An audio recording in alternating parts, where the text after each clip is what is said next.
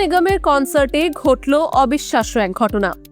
জনপ্রিয় গায়ক সোনু নিগমের লাইভ পারফরম্যান্সের মাঝেই দর্শকের একাংশ করল বিশৃঙ্খলা। স্টেজের দিকে ছোড়া হলো পাথর আর জলের বোতল।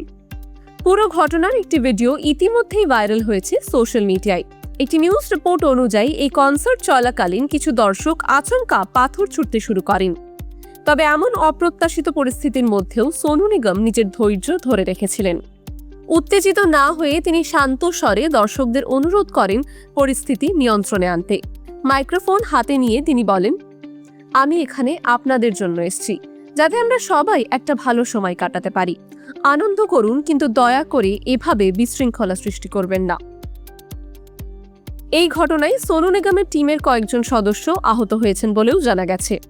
কনসার্টটি ছিল একটি কলেজ ফেস্টে, যেখানে প্রায় 1 লক্ষ দর্শক উপস্থিত ছিলেন।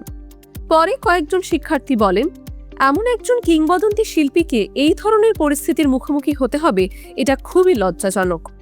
কিছু উচ্ছৃঙ্খল দর্শকের জন্য পুরো পরিবেশটাই নষ্ট হয়ে গেল। তবে সবকিছুর পরেও কনসার্টের শেষটা হয় মজার একটি মুহূর্ত দিয়ে। একজন মহিলা ভক্ত মঞ্চের দিকে একটি গোলাপি হেয়ার ব্যান্ড ছুঁড়ে দিলে মজার ছলে সোনু নিগম বলে, আমি এটা বাড়ি নিয়ে যাব।